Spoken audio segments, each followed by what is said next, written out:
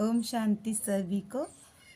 कल 1 दिसंबर 2025 के महावाक्य है।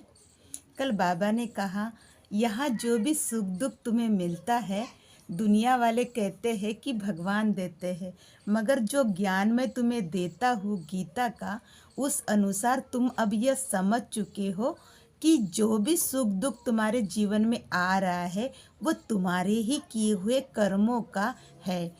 तो अगर मैं यहाँ दुखी हो के इसको भोगूंगा और बीच में अगर मेरी मृत्यु हो गई तो मुझे पुनः जन्म लेके ये सारे दुख भोगने के लिए आना पड़ेगा। इसलिए आप कहते हो जो भी दुख और सुख हम भोग रहे हैं वो बाबा की याद से बहुत आसानी से भोग सकते हैं और हम कर्मातीत भी बन सकते। फिर बाबा ने कहा कि अगर तुम्हें मेरी याद रहेगी, तुम मेरे ही श्रीमत को फॉलो करोगे, बाबा के श्रीमत पर चलोगे, तो तुम्हें ये सारी परिस्थितियों को भोगने का प्यार से अनुभव आएगा और याद की यात्रा रहने से तुम बहुत ही आसानी से अपने शरीर को छोड़ सकोगे।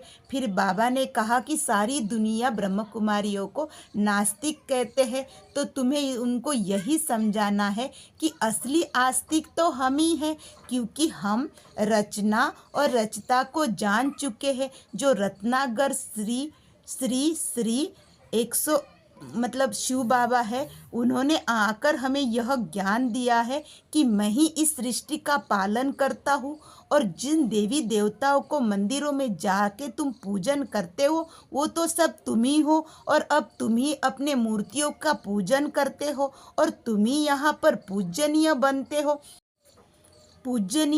हो और तुम ही आकर पुनः इस कलयुग में अपनी ही पूजा करते हो। इसलिए हम ब्रह्म कुमारियाँ पूजा पाठ नहीं करते, क्योंकि पूजा का वास्तविक अर्थ हमें बाबा समझाते। फिर बाबा कहते ये शास्त्र भक्ति जो भी है वो सब भगवान को प्राप्त करने के लिए है। तो तुमने जब नौदा भक्ति की तो उसी लिए तो मैं तुम्हें प्राप्त हुआ हूँ।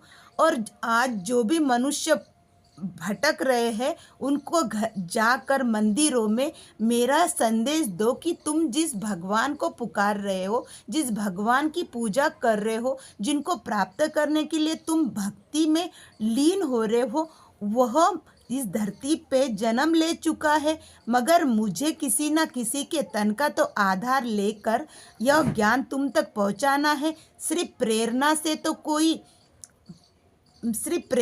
तो कोई यह ज्ञान समझ ना पाए। इसीलिए ब्रह्मा की औलाद ब्राह्मण पैदा करके यह पूरे विश्व में मैं ज्ञान फैलाता हूँ।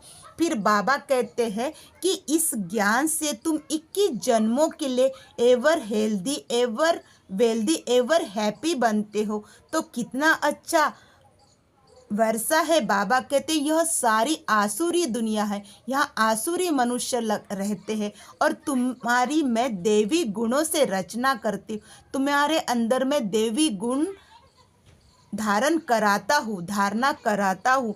आप सभी रावण को जलाने जाते हो। जितने भी ऋषि मुनि हैं सभी कहते कि रावण को जलाओ, मगर वास्तव में रावण क्या है वो समझते नहीं है और बार बार हर वर्ष रावण को जलाते हैं। मगर उनको भी यह समझाना है कि वास्तविक रावण तो हमारे अंदर बैठा है। 5 विकार